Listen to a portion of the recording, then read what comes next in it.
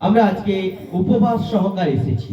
আজকে আমরা যে প্রচার শুনবো, ঈশ্বরের বাক্য বলছে উপবাস সহকারে আমরা প্রভুর কাছে এসেছি উপরে বাস করার জন্য। উপরে বাস করতে গেলে আমাদেরকে উপবাস করতে হবে। উপরে বাস করার জন্য আমাদেরকে উপবাস করতে হবে। তা আমরা আজকে যে বাক্য প্রচার শুনবো, ঈশ্বর আমাদের সঙ্গে কথা বলবেন। আর এই সেই বাক্য আমরা হিডিং দিতে পারি, উপবাস দ্বারা আমরা উত্তম সৃষ্টিকে যত্ন করি। হালেলুয়া। উপবাস দ্বারা ঈশ্বরের উত্তম সৃষ্টিকে আমরা যত্ন করি। আজকে ঈশ্বরের বাক্যতে দেখব, আমরা খুলবো আদি পুস্তক তার 2 অধ্যায়। আদি পুস্তক তার 2 অধ্যায় আমরা 7 পদ আমরা পাঠ করব। 7 পদ।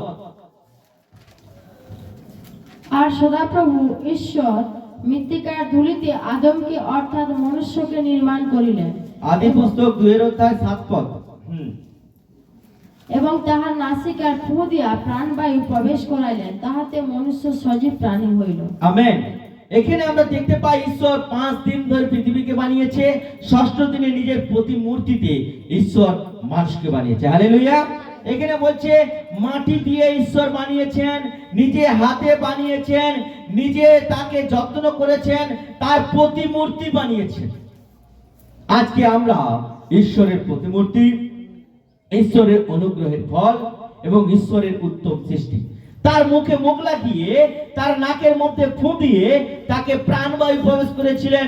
ঈশ্বরের আত্মা আমাদের মধ্যে ঢুকিয়েছিলেন। আর যখন ঢুকিয়েছিলেন তখন সেই মানুষের মধ্যে জীবন এসেছিল এবং তার নাম ঈশ্বর আদম দিয়েছিলেন। হালেলুয়া। আর আদমকে বানানোর পরে তিনি পৃথিবীতে সবকিছু ভোগ করতেন। তার কাছে সব ছিল, খাবার ছিল, সব ছিল, কিন্তু একটা জিনিস তার কাছে ছিল না। সে যখন একা থাকতেন, ঈশ্বর দেখলেন সেই হতাশ, নিরাশ, সে সব সময় যেন একটা কিছু নেই এরকম তার অনুভূতি হয়েছে। তাই ঈশ্বর তাকে তার সঙ্গিনী হিসাবে ঈশ্বর তার ব্যবস্থা করেছিলেন, কারণ ঈশ্বর কাউকে কষ্ট রাখতে চান না। হালেলুয়া। আমরা খুলবো আদি পুস্তক 2 অধ্যায়, আমরা 21 পদ পাঠ করব। 21 পদ, 22 পদ, 23 পদ। পরে সদাপ্রভু ঈশ্বর আদমকে ঘোর নিদ্রায় মগ্ন করিলে তিনি নিদ্রিত হইলেন। আর তিনি তাহার একখান পঞ্জর লইয়া মাংস দ্বারা সেই স্থান পুরাইলেন। সদাপ্রভু ঈশ্বর আদম হইতে গৃহীত সেই পঞ্জরে এক স্ত্রী নির্মাণ করিলেন ও তাহাকে আদমের নিকটে আনিলেন। তখন আদম কহিলেন, এবার হইয়াছি, ইনি আমার অস্থির অস্থি ও মাংসের মাংস, ইহার নাম নারী হইবে, কেননা ইনি নর হইতে গৃহীত হইয়াছে। আমেন। তাহলে এক নারীকে তিনি কিভাবে সৃষ্টি করেছিলেন? আদমের শরীর থেকে। এবং ঈশ্বরের বাক্য লেখা আছে কোন সাইডের পাঁজরের হাড় থেকে? বাম সাইড। তাহলে বাম সাইডের পাঁজরের হাড় থেকে এক পাঁজর নিয়ে এক নারীকে ঈশ্বর বানিয়েছে এবং তাকে কি করেছে? তার মাংস দ্বারা তাকে জীবন দিয়ে তাকে এক মনুষ্য নির্মাণ করেছেন, এক নারী বানিয়েছেন। ঈশ্বর উত্তম সৃষ্টি।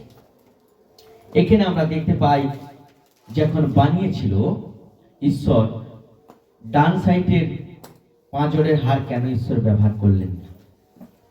বাম সাইডের পাঁজরের হাড়কে ঈশ্বর ব্যবহার করেছিলেন, কারণ বাম সাইডে আমাদের শরীরের সব থেকে ইম্পর্টেন্ট পার্ট গুলো থাকে। ইম্পর্টেন্ট পার্টস কি কি থাকে? লাংস থাকে, লাংস মানে ফুসফুস, হার্ট থাকে, হার্ট মানে হৃদপিণ্ড। এগুলো হচ্ছে সব থেকে ইম্পর্টেন্ট পার্ট। আর এইগুলো যদি আমাদের শরীরে বিগড়ে যায়, এগুলো যদি আমাদের শরীরে কাজ করা বন্ধ করে দেয়, এগুলো যদি আমাদের শরীরের সঙ্গে এই পার্টসগুলো যদি ভুলভাবে আমার শরীরে ব্যবহৃত হয়, তাহলে কিন্তু ওই শরীর অনেক ক্ষতি হতে পারে। হালেলুয়া।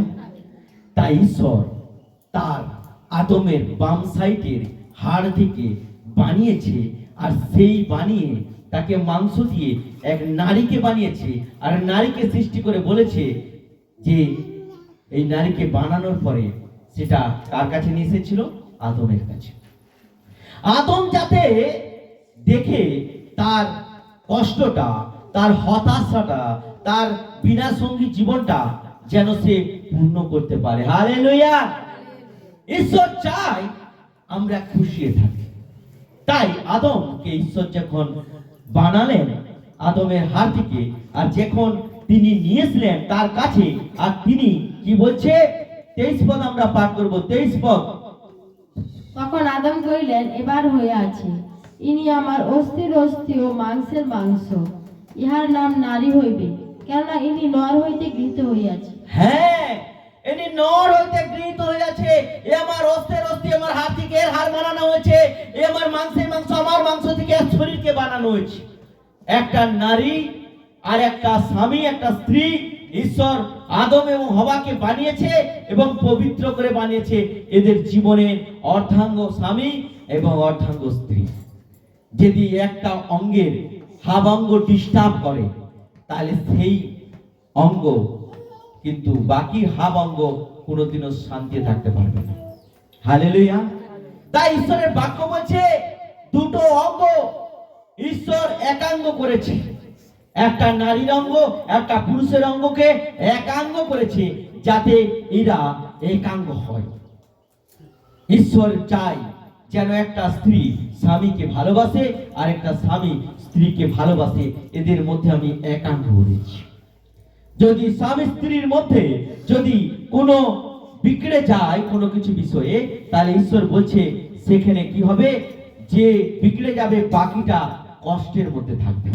বাক্য বলেছে যে আমরা যেন আমাদের উত্তম সৃষ্টিকে উপবাস দ্বারা যত্ন করি। হালেলুয়া। তাহলে উত্তম সৃষ্টি কারা? আমরা। ঈশ্বর বানিয়েছে। ঈশ্বর চাই কেন বানিয়েছে?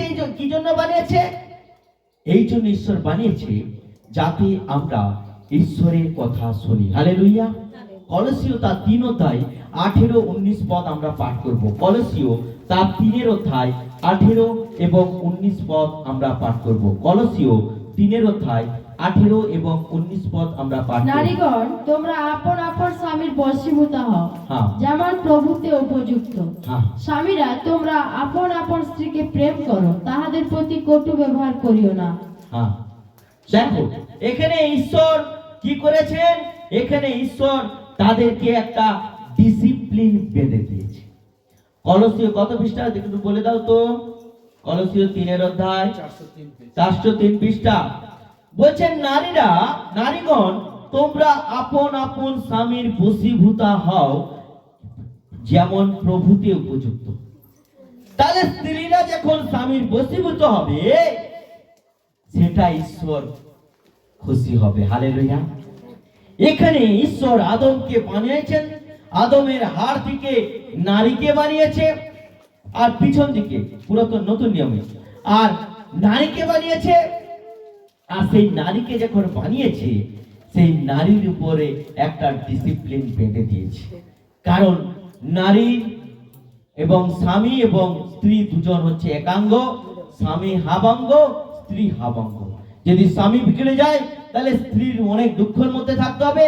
যদি স্ত্রী বিগড়ে যায়, তাহলে স্বামীকে অনেক দুঃখের মধ্যে থাকতে হবে। তাই ঈশ্বর চায় তারা যেন একাঙ্গ হয়ে থাকে। একাঙ্গ মানে একজন অন্যের পরিপূরক হয়ে থাকবে। হালেলুয়া।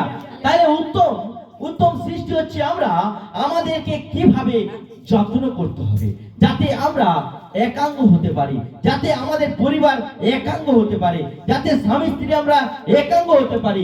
ঈশ্বর বলছে, নারীগণ, তোমরা আপন আপন স্বামীর বশীভূতা হও, যেমন প্রভুতে উপযুক্ত। তাহলে ঈশ্বর চায় আমাদের উত্তম সৃষ্টি তিনি বানিয়েছেন, আর শরীরের সব থেকে ইম্পর্টেন্ট জায়গা থেকে সৃষ্টি করেছেন নারীদেরকে। নারীরা একটা স্বামীর কাছে একটা অনেক মূল্যবান। যখন স্বামী আদম যখন একা ছিল, আদমের মধ্যে কষ্ট ছিল, আদমের মধ্যে কি ছিল? সব কিছু আনন্দ ছিল, কিন্তু একজন না কেউ থাকার সঙ্গী থাকার জন্য ঈশ্বর যতক্ষণ কথা বলতেন ততক্ষণ সে ভালো থাকতো। মানে তিনি চেয়েছিলেন তার কথা বলার একটা লোক, তিনি চেয়েছিলেন তার সুখ দুঃখ জানাবার একটা লোক, তার পাশে থাকে তাকে সাহায্য করার একটা লোক। এটা ঈশ্বর চেয়েছিলেন, আদম চেয়েছিলেন। তাই আদম হতাশ যখন হলো, আদমকে ঈশ্বর দেয়নি প্রথমে, আদম যাতে অভাবটা বুঝতে পারে তারপরে আদমকে দিয়েছিলেন। হালেলুয়া! তাহলে কত মূল্যবান জিনিস আদমকে দিয়েছিলেন। আর তার জন্য আদমকে যখন হওয়াকে দিয়েছিলেন, হওয়াকে চিন্তা করতে হবে যে আমি কিন্তু এমনি এমনি বানানো হয়নি। ঈশ্বর আমাকে আমার মানে আদমের অর্থাৎ পুরুষের শরীর থেকে নারীকে বানিয়েছে। অর্থাৎ পুরুষের শরীর থেকে বানানো মানে কিছু অঙ্গ নিয়ে বানানো হয়েছে বলে তাই নারী হলেন অর্ধাঙ্গ। হালেলুয়া! ঈশ্বরের বাক্য বলছে, নারীগণ তোমরা আপন আপন স্বামীর বশীভূতা হও, যেমন প্রভুতে উপযুক্ত। তাহলে প্রত্যেকটা নারীর কাজ হচ্ছে স্বামীর বশীভূত হওয়া। হালেলুয়া! প্রত্যেকটা নারীর কাজ হচ্ছে স্বামীর কথা অনুযায়ী জীবনযাপন করা। কে বলছে? ঈশ্বর বলছে। হালেলুয়া!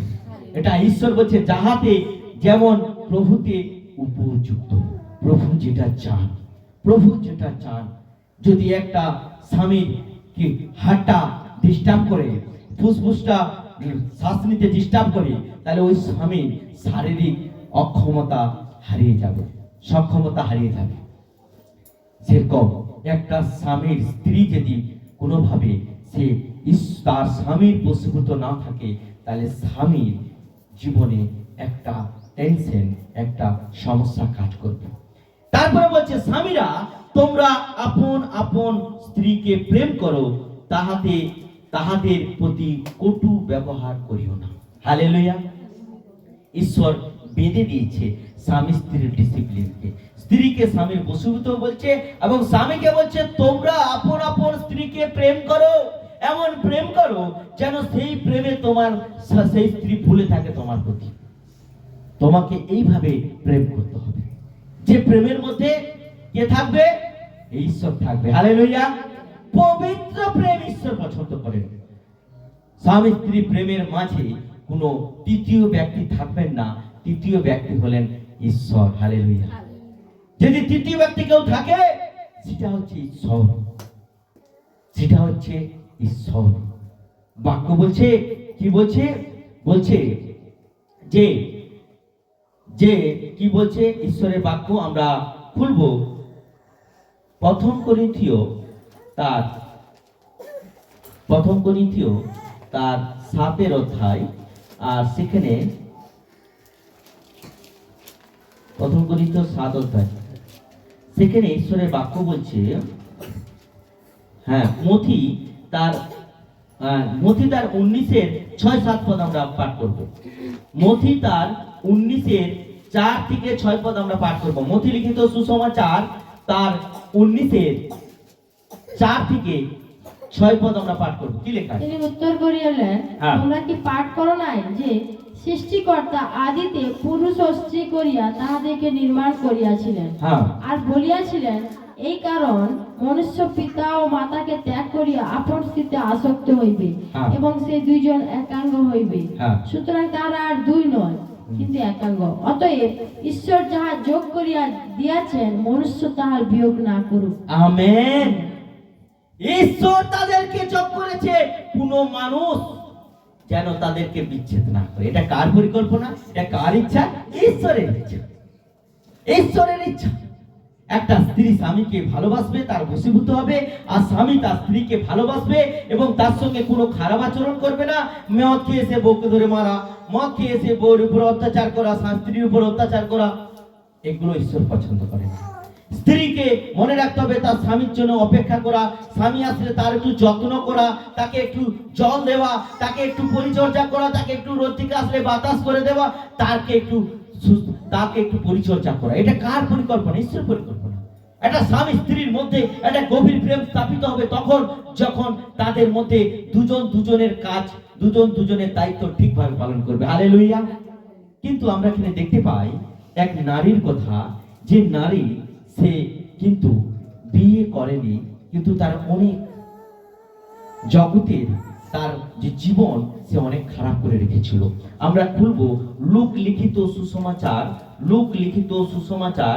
সেখানে আমরা দেখব এক নারীর কথা, যে নারী কি করেছিল, সে ঈশ্বরকে ভয় করতেন না, তার উত্তম সৃষ্টিকে সে চিনতে পারেনি, সে উত্তম সৃষ্টির পরিকল্পনা তিনি জানতেন না।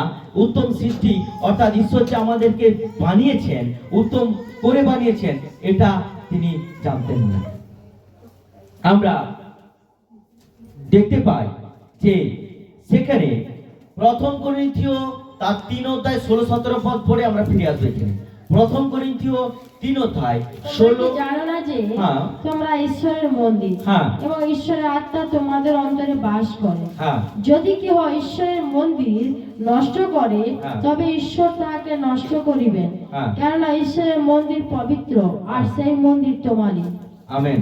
কি বলছে? প্রথম করিন্থীয় 3 অধ্যায় 16 পদ। পৃষ্ঠা সংখ্যা বলে দাও, পৃষ্ঠা সংখ্যা বলে দাও।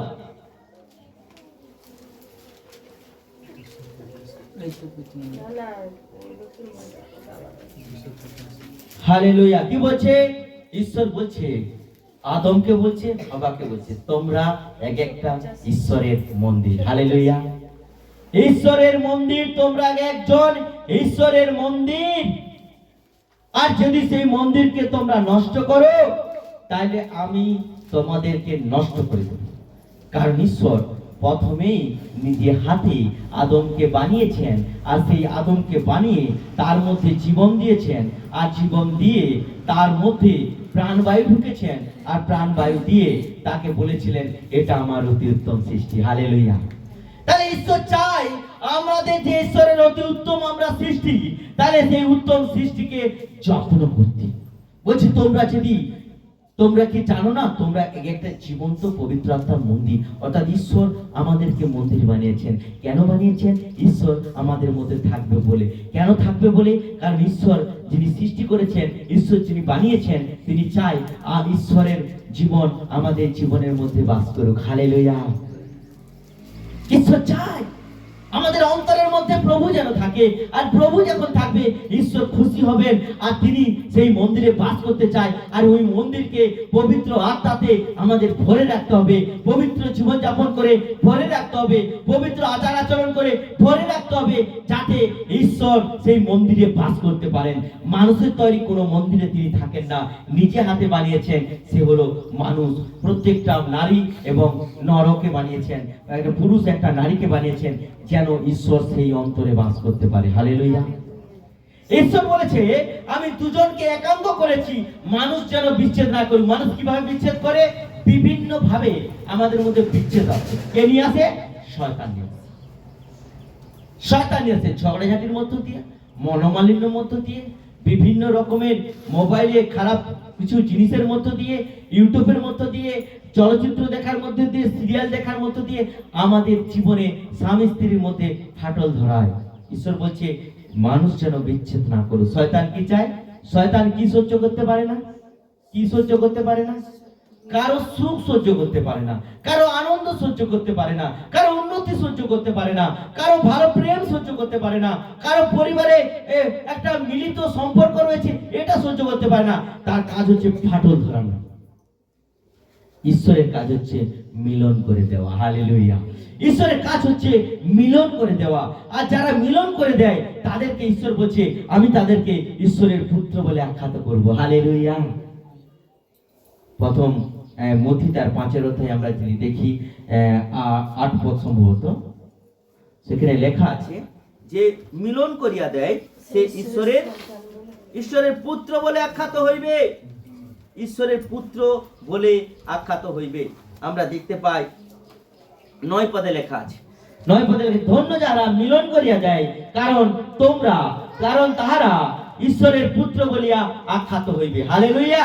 মথি লিখিত সুসমাচারে তার 5 অধ্যায় 10 পদে লেখা আছে, 9 পদে ঈশ্বরের বাক্য।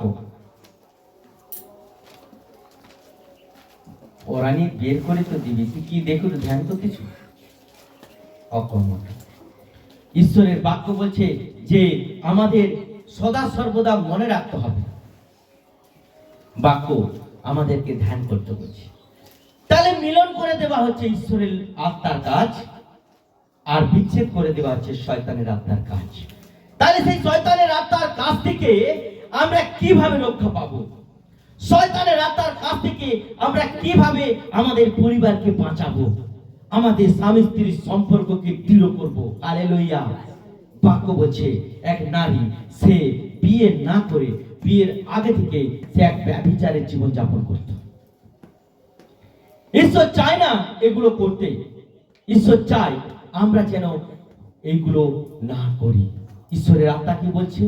আমরা এই প্রেরিতের কার্য বিবরণ তার 15 অধ্যায় 28, 29 পদটা পাঠ করে আবার ফিরে আসবো। আমরা লোকলিখিত সুসমাচার 7 অধ্যায় 15 অধ্যায় 28, 29 পদ। কারণ পবিত্র আত্মা এবং আমাদের ইহা বিহিত বোধ হইল যেন এই কয়েকটি প্রয়োজনীয় বিশেষ ছাড়া তোমাদের উপরে আর কোনো ভার না দিই। ফলে প্রতিমার প্রসাদ এবং রক্ত ও গলা টিপিয়া মারা প্রাণীর মাংস ও ব্যভিচার হইতে পৃথক থাকা তোমাদের উচিত। এই সকল হইতে আপনাদেরকে সযত্নে রক্ষা করিলে তোমাদের কুশল হইবে, তোমাদের মঙ্গল হইবে। আমেন। তাহলে পরিবারে মঙ্গল কখন আসবে? পরিবারে মঙ্গল কখন ফিরবে? পরিবারে শান্তি কখন ফিরবে? ঈশ্বরের আত্মা বলছে ঈশ্বরের আত্মা আমাকে বলছে এই 3টা জিনিস থেকে পৃথক করতে। কি বলছে? প্রসাদ খেতে না। হালেলুয়া। গলা টিপে মুরগিকে গলা টিপে মেরে সেই মুরগি খেতে না বলছে, গলা কেটে রক্ত বের করে সেই মুরগি খেতে বলেছে, ব্যভিচার থেকে বেরিয়ে থাকতে বলেছে। এই 3টা জিনিস যখন একটা সন্তানের জীবনে কাজ করবে আর তার পরিবারে অভিষেক আসবে, ঈশ্বরের গ্রেস আসবে। হালেলুয়া। ঈশ্বরের গ্রেস আসবে, আশীর্বাদ আসবে, শান্তি আসবে। তাদের স্বামী স্ত্রীর জীবন অনেক আশীর্বাদের জীবন হবে। বাক্য বলছে এই নারী ছিল একজন ব্যভিচারিণী নারী। আমরা খুলবো লোকলিখিত সুসমাচার 7 অধ্যায় 36-এ। আর সেখানে আমরা দেখতে পাই এই ঘটনাটা এক বড় ঘটনা। মুসা ভাববাদী পুস্তকে সেখানে মোসেকে ঈশ্বর এই আজ্ঞা দিয়েছিলেন যে কোনো মহিলা যদি ব্যভিচার করতে গিয়ে ধরা পড়ে তাহলে তাকে পাথর ছুঁড়ে ছুঁড়ে মেরে ফেলতে হবে। একটা কঠিন ভয়ঙ্কর একটা শাস্তির কথা লেখা আছে। লোকলিখিত সুসমাচার 6 অধ্যায় 7 অধ্যায় 36 থেকে যদি আমরা পাঠ করি আর সেখানে দেখব সেই নারী ব্যভিচার করতে গিয়ে ধরা পড়েছিল। সেটা মুসা ভাববাদী পুস্তকে ছিল, মসি ভাববাদী পুস্তক। কিন্তু পুরাতন নিয়মে যখন যিশু আসলেন পুস্তকটাকে পাল্টে দিলেন। হালেলুয়া। কি করলেন? সেই পুস্তককে পালন করার জন্য যিশুকে আদেশ করেছিল কারা? বিভিন্ন সমাজের মানুষের। এক নারী ব্যভিচার করতে গিয়ে ধরা পড়েছে, যিশুর কাছে নিয়ে এসেছেন আর যিশুকে বলছে প্রভু এই ব্যভিচার করতে গিয়ে ধরা পড়েছে। মসি ভাববাদী পুস্তকে এরকম লেখা আছে একে দাঁড় করিয়ে পাথর ছুঁড়ে ছুঁড়ে মারা হবে, যতক্ষণ না পর্যন্ত মরে ততক্ষণ পাথর ছুঁড়তে হবে। এখন যিশু বললেন, কি বললেন? আমি বিচার করতে আসি নাই, উদ্ধার করতে এসেছি। হালেলুয়া। আমি প্রাণ নিতে আসি নাই, প্রাণকে রক্ষা করতে এসেছি। এরকম কথা আমি এগ্রি দিতে পারি। এটা মসি ভাববাদী পুস্তকে ছিল যাতে ইসরায়েল জাতিরা পবিত্র জীবন যাপন করে। হালেলুয়া। কিন্তু এখন আমি অনুগ্রহ দিতে আসিছি, বলি দিতে আসিছি, পরিত্রাণ দিতে আসিছি, জীবন দিতে আসিছি। এরকম কথাতে আমি এগ্রি করতে পারছি না। তারপর বলছে ঠিক আছে তাহলে আমরা মসি ভাববাদী পুস্তক যেরকম আছে সেইভাবে তাহলে আমরা পাথর ছুঁড়ে মারি একে। যিশু বলছে একটু থেমে যাও। অবশ্যই মারবে। কেন মারবে না? তোমরা সবাই লাইন করে দাঁড়াও, দাঁড়িয়ে পাথর ছোঁড়া শুরু করো। সেই প্রথমে একে পাথর মারবে যে কখনো পাপ করে। হালেলুয়া। যে কখনো পাপ করেনি সেই পাথর মারবে। ঈশ্বরের বাক্য বলছে ঈশ্বর ছাড়া পৃথিবীতে কেউ নেই যে পাপ নেই। হালেলুয়া। প্রত্যেকটা মানুষের মধ্যে পাপ রয়েছে। হিন্দু শাস্ত্রে গীতাতে লেখা আছে পাপং পাপাত্মা পাপ কর্মা ত্রাহিমাম কুণ্ডস্থাম সর্বপাপ হরে হরে। আমরা সবাই পাপী। এখানে রোমিও তার 3 অধ্যায় 23 পদে লেখা আছে সকলেই পাপ করিয়াছে ঈশ্বরের গৌরবহীন হইয়াছে। হালেলুয়া। তাহলে পাপ সকলের মধ্যে রয়েছে, কেউ পবিত্র নয়। যিশু বললেন তোমরা দাঁড়াও আর তোমরা পাথর ছুঁড়ো, এটা আমি আদেশ করলাম, কিন্তু যে পাথর ছুঁড়বে সে প্রথম পাথর ছুঁড়বে যে কর্ণবেরও পাপ করে। হালেলুয়া। এই কথা বলে যিশু পিছন দিকে তাকালেন, পিছন দিকে ঘুরে বসলেন আর মাটিতে তিনি কি লিখতেছিলেন। আর এই সময় দেখলেন প্রত্যেকে পাথর তুললেন আর মারবে করছে, ভাবছে আমি তো বাবার পক্ষ থেকে টাকা চুরি করেছিলাম, আমি তো পাপী। মানে যারা চুরি করে তারা পাপ করে। বাইবেলে বলছে 10টা আজ্ঞা ঈশ্বর যে মোসেকে দিয়েছেন তার মধ্যে 8ম আজ্ঞায় লেখা আছে কি, চুরি করিও না। তাহলে পাপ না বলিয়ে কোনো জিনিসে হাত দিলে পাপ, তাহলে পাপ তো সে করছে, ও পাথর রাখছে, পালিয়ে গেছে। আরেকজন পাথর তুলবে ভাবছে, বলে আমি তো পাশের বাড়ির লোকটা ছিল না ঘরে, ওদের ঘরে এই সবজি টুবজি গুলো চুরি করছিলাম, আমি তো একটা পাপী, রাখছে, চলে গেছে। দেখা গেল এক একজন করে পাথর রেখে সবাই পালিয়ে গেছে, একজনও কেউ মারতে পারেনি। যারা তাকে বিচারের জন্য এক নারীকে নিয়ে এসেছিল, সেই নারীকে দোষ দিতেছিল, ব্যভিচারে ধরা পড়েছে, ব্যভিচারে ধরা পড়েছে। এই পয়সা দ্বারা ব্যভিচার করে, পয়সা নিয়ে মানুষের সঙ্গে সম্পর্ক স্থাপন করে কত রকমের তার নামে মন্দ কথা বলেছে, কিন্তু যারা বলতে এসেছিল তারা কেউ পবিত্র নয়। হালেলুয়া। কেউ পবিত্র নয়। যিশু বলছে তোমরা মারো, খুব ভালো কথা, মারবে সে যে পবিত্র। যিশু বলে পিছন দিকে তাকালেন, কিন্তু কিছুক্ষণ পরে ওই ব্যভিচারিণী নারী যে যাকে মারার জন্য নিয়ে এসেছিল সমস্ত মানুষ, সে যিশুর কাছে এলেন। যিশুর কাছে এসে বলছে প্রভু, এখন যিশু বলেন কি তোমাকে কেউ মারেনি? বলে না। তোমাকে কেউ শাস্তি দেয়নি? বলে না প্রভু। যিশু বলছে আমিও তোমাকে শাস্তি দেব না। হালেলুয়া। যিশু বলছে আমিও তোমাকে শাস্তি দেব না, কিন্তু তুমি আজ থেকে যে পাপ পথে চলতে, ওটা আজ থেকে বন্ধ। আমেন। আজ থেকে তোমার জীবন হবে নতুন জীবন, আজ থেকে তোমার জীবন শুরু হবে পবিত্র জীবন, আজ থেকে তোমার জীবন শুরু হবে ঈশ্বরের বাক্যের বাধ্যতার জীবন। তোমাকেও আমি শাস্তি দেব না। হালেলুয়া। যিশু তার মনকে পরিবর্তন করে দিয়েছিলেন, যিশু তার জীবনকে পরিবর্তন করে দিয়েছিলেন, যিশু তার হৃদয়কে পরিবর্তন করে দিয়েছিলেন, যিশু তার সমস্ত পাপময় শরীরকে পরিবর্তন করে দিয়েছিলেন একটা বাক্যের দ্বারা। হালেলুয়া।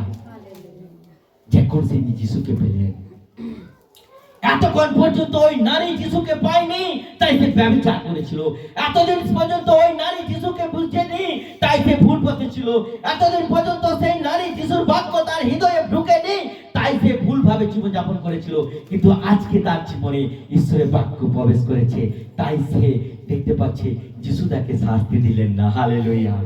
আর যখন দিলেন না, দেখুন সেই নারী সেই দিন থেকে যিশুকে প্রেম করতে শুরু করেছিলেন। হালেলুয়া। যিশুকে সে হৃদয় দিতে শুরু করেছিলেন, যিশুকে সে মন দিতে শুরু করেছিলেন, যিশুর পশ্চাৎগামী হয়েছিলেন। যিশু কোথায় কোথায় যায় সেই সংবাদ দিতে শুরু করেছিলেন। আগে তিনি কি করতেন? আগে তিনি খোঁজ নিতেন কোন ছেলের ভালো পয়সা আছে, তার সঙ্গে মিশলে আমি বেশি টাকা পাবো। আগে তিনি এই খোঁজগুলো করতেন। এখন তিনি খোঁজ নিচ্ছেন কোথায় যিশু আছে, ওখানে গিয়ে তার একটু সেবা করবো। হালেলুয়া। প্রভু চায় আমরা যেন তার সেবা করি, প্রভু চায় আমরা যেন তার চরণাপন্ন হই, আর প্রভু চায় আমরা যেন তাকে হৃদয় মন অন্তর দিয়ে তার চরণে বসি। হালেলুয়া। বাক্য বলছে আজকে সেই নারী খুঁজছে যিশু কোথায় আছে, সেই নারী খুঁজছে যিশু কার বাড়িতে যাচ্ছে, সেই নারী খুঁজছে যিশু কার ঘরে রয়েছে। খুঁজছে যে ব্যভিচার করতো, যে শরীরকে ব্যবসায় রেখেছিল, ব্যবসা ভিত্তিক জীবন যাপন করছো, ও আজকে খুঁজছে কিভাবে আমি যিশুকে পাবো, কারণ যিশু তার পাপ ক্ষমা করতে পারে। হালেলুয়া। আর এখানে আমরা দেখতে পাই, আমরা খুলবো 38 পদ পড়বো আমরা। লোক লিখিত সুসমাচার 7 অধ্যায় 38 পদ। পশ্চাৎ দিকে তাহার চরণের নিকটে দাঁড়ায়া রোদন করিতে করিতে চোখের জলে তাহার চরণ ভিজাইতে লাগিল। আমরা 37 থেকে একটু পড়ি। আর দেখো, সেই নগরে এক পাপিষ্ঠা স্ত্রীলোক ছিল। সে যখন জানিতে পাইল তিনি সেই ফরিসির বাটিতে ভোজনে বসে আছেন, তখন একটি শ্বেতবস্ত্রের পাত্রে সুগন্ধি তৈল লইয়া আসিলেন। আমেন। দেখো ওই নারী যে পাপিষ্ঠা ছিল, কি বলছে ওই পাপিষ্ঠা নারী, তাকে সবাই বলতো একটা ব্যভিচারিণী নারী, এটা পাপিষ্ঠা নারী। ওটা আগে থেকে তার নামে স্লেভ হয়ে গেছিল, এটা পাপিষ্ঠা পাপিষ্ঠা না। কেউ যদি মদ খায় কন্টিনিউ, সবাই জানবে মাতাল। যে যেমন জীবন যাপন করে মানুষ তাকে সেই রকম নাম দিয়ে রাখে। কেউ যদি ভুলভাল বকে বলবে হাওড়া, কেউ যদি নিজের মতো করে এখানে সেখানে ছুটে তাকে বলবে এর মনে হয় ব্রেনের কাজ করছে না। ঈশ্বরের বাক্য বলছে সে এমন পাপ কাজ করত, ঈশ্বরের বাক্য বলছে তার নাম পাপিষ্ঠা নারী ছিল। হালেলুয়া। আজকে সে খুঁজছে যিশু কার বাড়িতে আছে। সে খুঁজে পেয়ে মাত্রে শুনতে পেলেন এক ফরিসির বাড়িতে নিমন্ত্রিত হয়েছে, তার বাড়িতে সে একটু খাওয়া দাওয়া করবে, তার অতিথি সেবা হবে, আর তাকে নিমন্ত্রণ দেয়নি। আর সে কি করছে, সেই সমাজে একটা প্রচলন ছিল, কোনো মেয়েকে যদি বিবাহ দেওয়া হতো আর সেই প্রথম দিন তার স্বামীর সঙ্গে যে রাত সে প্রথম শুরু করবে, ওই দিন সে সেই মেয়ের সব থেকে শ্রেষ্ঠ জিনিস দিয়ে তার স্বামীকে সেবা করে তার কাছ থেকে ভালো আশীর্বাদগুলো সে নিয়ে নেবে। সে কিরকম সেবা করবে যাতে তার স্বামী তার প্রতি অনুরক্ত হয়ে থাকে, তার প্রতি তার আকর্ষণ হয়ে থাকে। সেখানে আমরা দেখতে পাই এই নারী সেই সমাজে সব থেকে মূল্যবান জিনিস তিনি নিয়ে এসেছিলেন। আর সেখানে সে সুগন্ধ তৈল, যেটাকে আতর বলা হয়, তার অনেক মূল্য, অনেক দাম। তার জীবনে যা ইনকাম করেছে সে সেই বিয়ের পরে তার স্বামীকে খুশি করবে, সেইগুলো তাকে কিনে রাখা হতো। আর সেই দিন যেদিন বিয়ে হবে, প্রথম দিন রাত্রে তার স্বামীর সঙ্গে যখন সে প্রথম রাত কাটাতো, আর সেই সময় সে তার স্বামীকে সে সেবা করত। আর সেই সেবা করার জন্য সে কি করত, সে এই সুগন্ধ তৈল আতরকে তিনি কিনে রেখেছিলেন। আর সেই সেবা করতে আসছে কাকে? যিশুকে। হালেলুয়া।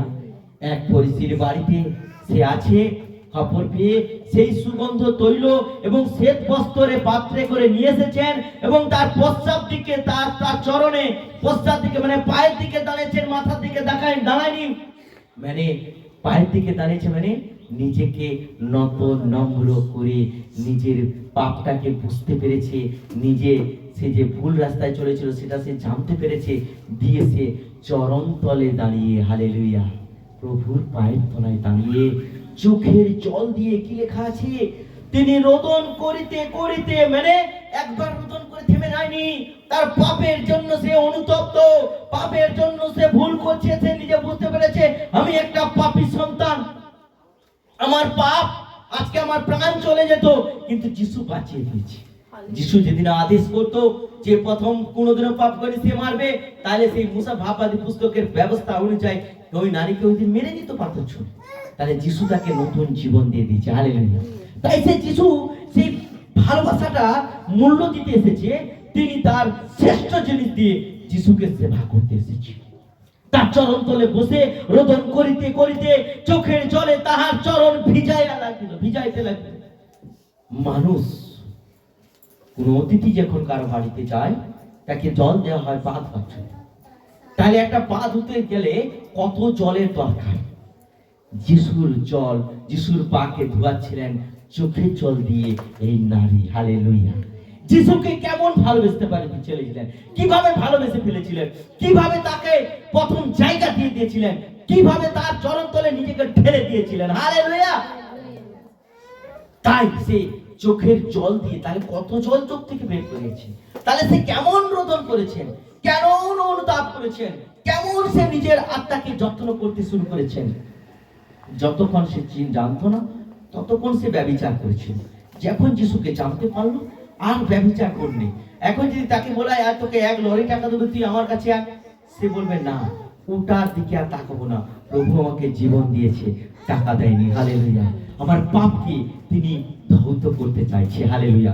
যিশুর চরণকে ভিজাইতে লাগছে, ভিজিয়ে ভিজিয়ে তিনি কি করছেন, তাহার মাথার চুল, মেয়েদের শ্রেষ্ঠ জিনিস দিয়ে সেবা করছে, তার মাথার চুলকে দিয়ে তার পাকে মুছাতে শুরু করেছে, তারপরে তার পাকে চুম্বন করতে করতে সুগন্ধ তৈল মাখাইতে লাগলেন। হালেলুয়া।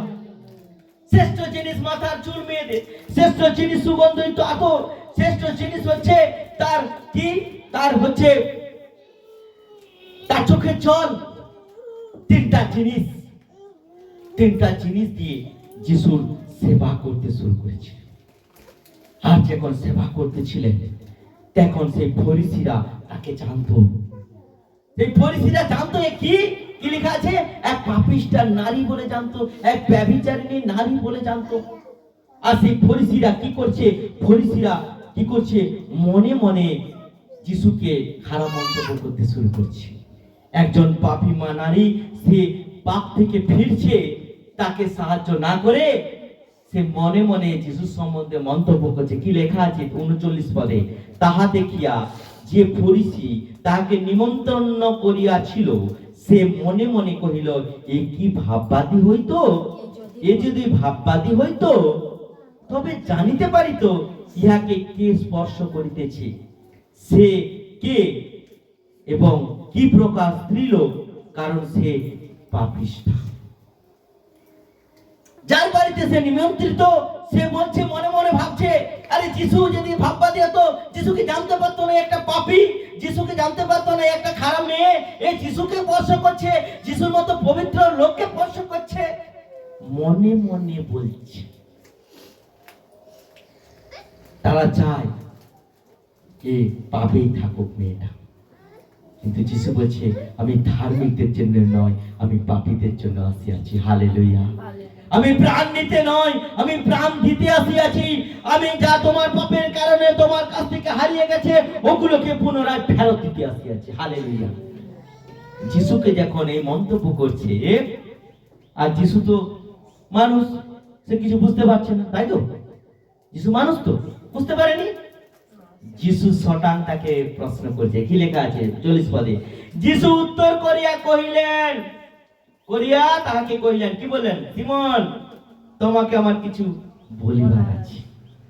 ওখানে আরো অনেকজন ছিল, কেউ মন্তব্য করেন যিশুর সম্বন্ধে, আর সে করলো, আর যিশু তাকেই ধরলো, কারণ যিশু তার অন্তরটা দেখতে পাচ্ছিল। হালেলুয়া। যারা যিশুর কাছে আসে, যিশু সম্বন্ধে মন্তব্য করে, যিশু সম্বন্ধে খারাপ চিন্তা করে, যিশু তার সম্বন্ধে সঙ্গে সঙ্গে তাকে জানতে পারে, কে আমাকে ভালোবেসে না আমার কাছ থেকে আশীর্বাদ নিতে আসে, তারপরে আর আমার কাছে আসে। দেখো, সিমন তার মন্তব্যে, তার মনে মনে যে চিন্তাটা সে করছিল, ওটা যিশু শটান ধরে নিয়েছিল। হালেলুয়া। তবেই তিনি ঈশ্বর। হালেলুয়া। তবেই তিনি উদ্ধারকর্তা, তবেই তিনি মুক্তিদাতা, তবেই তিনি আমাদের এর সদাপ্রভু। হালেলুয়া। মনে রাখবেন, তিনি বললেন, যখন সিমনকে প্রশ্ন করলেন, সিমন, সিমন, তোমার সঙ্গে আমার কিছু কথা আছে। এখন সিমন দুরকম অভিনয় করছিল। দেখো, আমরা অনেক সময় এরকম পরিবার আছে যারা দুরকম যিশুর সঙ্গে অভিনয় করি। মন্ডলীতে খুব ভক্তি দেখায়, বাড়িতে গিয়ে অন্যরকম জীবনযাপন করে। বাক্য বলছে, যখন যিশু তাকে বলে, সিমন, তোমার সঙ্গে কিছু করার আছে, সে সদাও বলছে ঈশ্বরের প্রতি প্রেম দেখাচ্ছে। কি বলছে? সে কহিল, গুরু বলুন। আনন্দের সহিত গুরু বলুন। কিন্তু মনে মনে ভাবছিল, আরে একে কি স্পর্শ করছে, জানে না এটা পাপিষ্ঠা নারী। যিশু সব জানেন। হালেলুয়া। যিশু সব দেখেন, যিশুর কাছে সবকিছু রয়েছে। তিনি পারেন মানুষকে পরিবর্তন করে দিতে। হালেলুয়া। যে আসবে, এই নারী এসেছিল যিশুর কাছে পরিবর্তন হতে। হালেলুয়া। এই নারী এসেছিল যিশুর কাছে তার পাপ থেকে মুক্ত হতে। এই নারী এসেছিল যিশুর কাছে যাতে সে নতুন করে জীবন যাপন করতে শুরু করে। হালেলুয়া। পিছন দিকে তাকাই না। আর এখানে যিশু সেই সিমনকে প্রশ্ন করছে, কি বলছে? এক মহাজনের দুইজন কি ছিল? ঋণী ছিল। একজন ধার করেছিল 500 সিকি, আরেকজন কত? 50 সিকি। 50 সিকি তারা ধার করেছিল। 100 সিকি 500 সিকি, মানে 500 আর একজন 50। বলছে দুজন ধার করেছে, আর এরা ধার করে, এরা কেউ শোধ দিতে পারেনি মহাজন। আর মহাজনের কাছে যখন গেল, মহাজন এদের ঋণটাকে শোধ করে দিল। তাদের পারেনি বলে ঋণটাকে মুকুব করে দিল, তোমাদেরকে আর ঋণ দিতে হবে না। বলো তো সিমন, কে তোমাকে এদের মধ্যে কে বেশি আনন্দিত হবে, কে বেশি খুশি হবে? এখন সিমন উত্তর দিচ্ছে। কি বলছে? সিমন উত্তর করিল, 43 পদে লেখা আছে, আমার বোধ হয় যার অধিক ঋণ ক্ষমা করিলেন, সেই তিনি তাহাকে কহিলেন যথার্থ বিচার করিলেন। যার সব থেকে বেশি ঋণ মুকুব হবে সে বেশি আনন্দিত হবে। হালেলুয়া। আর 50 শিখি আর 500 শিখি, কত ডিফারেন্স। তাহলে যার 500 শিখি সে আনন্দ করে এত টাকা আমাকে দিতে হলো নি, এটা আমাকে ছেড়ে দিল, মালিক ছেড়ে দিল আমাকে, খুশি। এইবারে যিশু তার প্রশ্নের মনে মনে কুপরিকল্পনা যে করেছিল তার উত্তর দিচ্ছিল। আর তিনি সেই স্ত্রী লোকের দিকে ফিরিয়া সিমনকে কহিলেন, দেখো, আঙুল দিয়ে দেখাচ্ছে, এই স্ত্রী লোকটিকে দেখিতেছ, আমি তোমার বাড়িতে প্রবেশ করিলাম, তুমি আমার পা ধুইবার জল দিলে না, কিন্তু এই স্ত্রী চোখের জলে আমার চরণ ভিজায় আছে। হালেলুয়া। তুমি আমাকে পা মুছার জন্য কিছু দিলে না, তিনি মাথার চুল দিয়া তাহা মুছাইয়া দিয়াছে। তুমি আমাকে চুম্বন করিলে না, কিন্তু সে যে অবধি আমি ভিতরে আসিয়াছি, এ আমার চরণ চুম্বন করিতেছে, ক্ষান্ত হয় নাই। হালেলুয়া। বলছে, তোমার বাড়ি আমি অতিথি হয়ে এসেছি, তুমি আমাকে পা ধোয়ার জন্য, কিন্তু এই নারী তার চোখের জলে আমার পাকে ধুয়ে দিয়েছে। হালেলুয়া। পা মোছার জন্য কিছু দাওনি, চোখের জলে পা ধুইয়ে মাথার চুল দিয়ে মুছিয়ে দিয়েছে। হালেলুয়া। এবং তুমি আমাকে চুম্বন করনি, যে আমি তোমার বাড়িতে এসেছি, তুমি আমাকে ওয়েলকাম জানাওনি, কিন্তু এই নারী আমার চরণ তলে বসে তিনি একবারও বলেনি, প্রভু আমি পাপী, আমার পাপটা উঠো, একবার বলে। সেবার দ্বারা, যিশুকে প্রেমের দ্বারা যিশুর হৃদয় থেকে তার পাপকে ক্ষমা করার পরিবেশ তৈরি করে দিয়েছিলেন। হালেলুয়া। সে কি করছিলেন? চুম্বন করছিলেন। কি দ্বারা? পায়ে চুম্বন করছিলেন, মাথায় নয়, কোথাও নয়, পায়ে, চরণে। তাহলে কতটা প্রেম করেছিলেন। সিমন অনেক আগে থেকে জানতো, কাকে জানতো? যিশুকে। কিন্তু এই নারী একদিন জেনেছিল, তারপরে তার প্রেম যিশুর প্রতি অধিক দেখিয়েছিল। হালেলুয়া। তারপরে আমরা দেখতে পাই, দেখো, তুমি তৈল দিয়ে আমার মস্তক অভিষিক্ত করিল না, কিন্তু এ সুগন্ধি তৈল দ্রব্য আমার চরণ অভিষিক্ত করিয়াছে। এই জন্য তোমাকে কহিতেছি, ইহার বহু পাপ তাহা ক্ষমা হইয়াছে, কেননা এ অধিক প্রেম করিল, কিন্তু যাহাকে অল্প ক্ষমা করা যায় সে অল্প প্রেম করিল। হালেলুয়া। তাহলে এ আমাকে খুশি করে দিয়েছে। যিশুর মৃত্যুর আগে প্রথম অভিষেক হয়েছিল তেল দ্বারা, সেটা এক ব্যভিচারিণী পাপী নারীর মধ্য দিয়ে। হালেলুয়া। দেখো, এই নারীর মধ্য দিয়ে অভিষেক হয়েছিল, যে পাপী ছিল, আর সেই পাপী নারী আজকে তার পাপের ক্ষমা করে দিয়েছিল ঈশ্বর। হালেলুয়া। ঈশ্বর এই বাক্য দ্বারা আজকে আমাদের সকলের পাপের ক্ষমা ঈশ্বর করবে, যদি আমরা তাকে এইভাবে প্রেম করতে শুরু করি। হালেলুয়া। জানতাম না, করেছিলাম, জেনেছি, শুরু করব। প্রভুকে কি করে আমি পাবো, প্রভুকে কি করে আমি খুশি করব। এই নারী যখন তার পাপ ক্ষমা হয়ে গেছিল, তখন সে যিশুর পশ্চাতে পশ্চাতে সদা সর্বদা বিরাজ করেছিল। যিশুকে যখন ক্রুশে দিয়েছিল, তখন কেউ যিশুর দেখা পায়নি, এই নারী সর্বপ্রথম যিশুর দেখা পেয়েছিল। হালেলুয়া। তার প্রেম ছিল পাগলের মতো। তার আমরা যদি খুলি যোহন লিখিত সুসমাচার 20 অধ্যায়, যোহন লিখিত সুসমাচার 20 অধ্যায় যদি আমরা দেখি, যোহন লিখিত সুসমাচার 20 অধ্যায় পেয়েছি আমরা। দেখো, আমরা খুলবো 20 অধ্যায়, হ্যাঁ, 13 পদ, 13 পদ, 20 অধ্যায় 13 পদ। তাহাকে বলিলেন, নারী রোদন করতেছে কেন? তিনি তাহাকে বললেন, লোকে আমার প্রভুকে লইয়া গিয়াছে, কোথায় রাখিয়াছে জানি না। আমেন।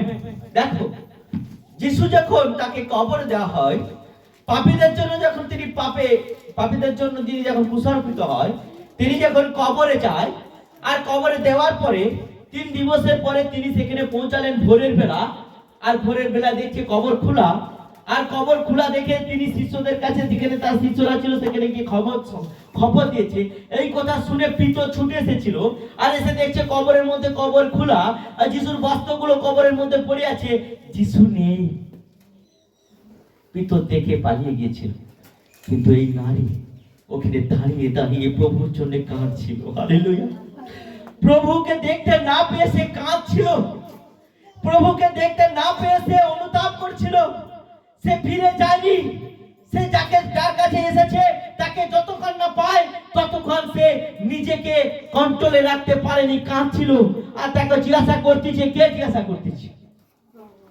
যিশু স্বয়ং জিজ্ঞাসা করছে। যিশুকে সে চিনতে পারেনি, কারণ যিশু আর রক্ত মাংসের শরীর ছিল না, ও ধার্মিকতার ওখানে স্বর্গীয় দেহ ধারণ করে নিয়েছিলেন। আর যিশু তাকে জিজ্ঞাসা করছে, তুমি কাঁদছো? যিশু জানতেন না সে কেন কাঁদছে, যিশু জানতেন, তবু জিজ্ঞাসা করছে, নারী তুমি কাঁদছো কেন? তিনি বলছে, যিশু মুখ খুলতে চায়। আমরা অনেক সময় প্রার্থনা করি, প্রার্থনায় মুখ খুলি না। আমার দুঃখটা আমি প্রভুকে জানাই না, আমার কি আমি চাইছি এটা বলছি না, আমি কি করে আশীর্বাদ পাবো? নারীকে জিজ্ঞাসা করতেছে সে কেন আসছে। দেখো সেখানেও তাকে সম্মান দিয়েছে।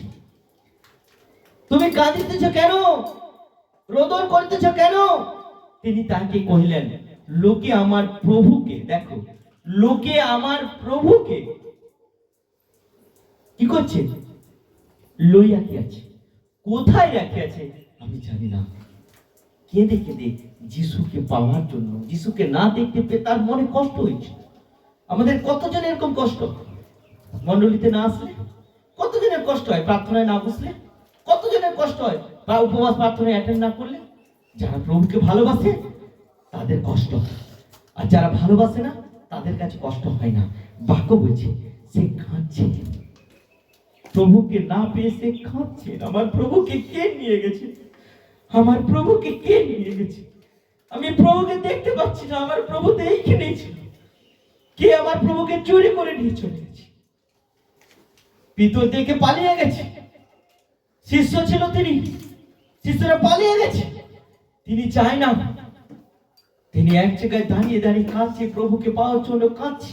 আজকে আমরা দেখতে পাই 14 পদে কি লেখা আছে, 14 পদে কি লেখা আছে, ইহা বলিয়া তিনি পশ্চাৎ দিকে ফিরিলেন, আর দেখিলেন যিশু দাঁড়ায় আছে, কিন্তু চিনিতে পারিলেন না যে তিনি যিশু। দেখো তারপরে যিশু তাহাকে কহিলেন, নারী রোদন করিতেছ কেন, কাহার অন্বেষণ করিতেছ? তিনি তাহাকে বাগানের মানি মনে করিয়া কহিলেন, মহাশয় আপনি যদি তাহাকে লইয়া দিয়া থাকেন আমায় বলুন কোথায় রাখিয়াছে, আমি তাহাকে লইয়া যাব। যিশু তাহাকে কহিলেন, মরিয়ম। হালেলুয়া। যিশুকে সঙ্গে কথা বলছে, যিশুকে চিনতে পারছেন না, কারণ যিশু স্বর্গীয় দেহ ধারণ করেছে। হালেলুয়া। আর যিশু তার কাকুকি দেখে, যিশু তার প্রেম দেখে, যিশু তার অনুকরণ দেখে, তাকে খুঁজার অন্বেষণ করার পদ্ধতি দেখে তার হৃদয় কেঁপে গেল। যিশু পরিচয় দিচ্ছে, তার সেই পূর্বে যেভাবে যিশু মরিয়মকে ডাকতেন, যেভাবে আহ্বান করতেন, যেভাবে তাকে আহ্বান করতেন, সে ডাকছে, বলছে মরিয়ম। আর এই আওয়াজটা শুনে মরিয়মের হৃদয় ফেটে গেলেন। মরিয়ম চিনতে পেরে গেলেন, যারা যিশুকে খুঁজবে ওরা যিশুকে পাবে। আমেন।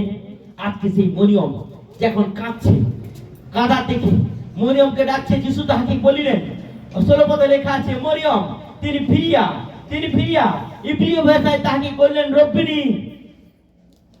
কি বললেন? মরিয়ম কথার মানে আজকে যখন মরিয়ম যখন ডাকলেন, মরিয়ম বলে ডাকলেন, আর সঙ্গে সঙ্গে ফিডব্যাক দিচ্ছে মরিয়ম। চিনতে পেরে গেছে তার ঈশ্বরকে। রব্বিনী এর অর্থ হলো গুরু। সঙ্গে সঙ্গে বলছেন গুরু। তিনি চিনতে পেরে গেছিলেন। কিন্তু যিশু তাকে কহিলেন, আমাকে তুমি স্পর্শ করিও না, কেননা এখন আমি ঊর্ধ্বে পিতার নিকটে চাই নাই, কিন্তু তুমি আমার ভক্তগণের কাছে গিয়া তাহাদিগকে বলো, যিনি আমার পিতা তোমাদের পিতা, আমাদের ঈশ্বর তোমাদের ঈশ্বর, তাহার নিকটে আমি উঠতে চাই। হালেলুয়া। আমাকে স্পর্শ করো না মরিয়ম। চিনতে পেরেছো পরিচয় দিয়েছিল। মরিয়ম প্রথম দর্শন পেয়েছিলেন এক পাপিষ্ঠা নারী। সে যখন যিশুকে পেয়েছিল, তার হৃদয় দিয়ে, তার মন দিয়ে প্রেম করেছিল, আর সেই প্রেমে ঈশ্বর তাকে দর্শন দিয়ে দিয়েছিল। হালেলুয়া।